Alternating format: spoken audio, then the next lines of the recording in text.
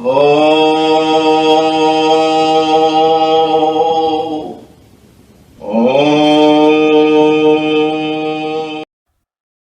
என்பது படைக்கும் சொல், பிரபஞ்ச இயந்திரத்தின் சுழலோசை மற்றும் தெய்வீக முன்னிலையின் சாட்சியாகும்.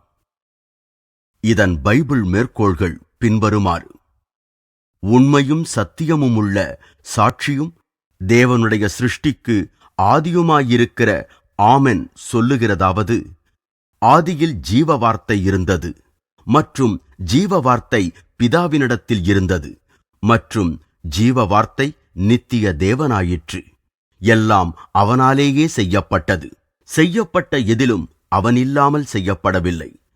வேதங்களின் ஓங்காரம், திபெத்தியர்களின் ஹூம் என்ற புனிதச் சொல்லாகவும், முஸ்லிம்களின் ஆமின் ஆகவும், எகிப்தியர், கிரேக்கர், ரோமானியர், யூதர், கிறிஸ்துவர்களின் ஆமன் என்ற சொல்லாகவும் ஆயிற்று.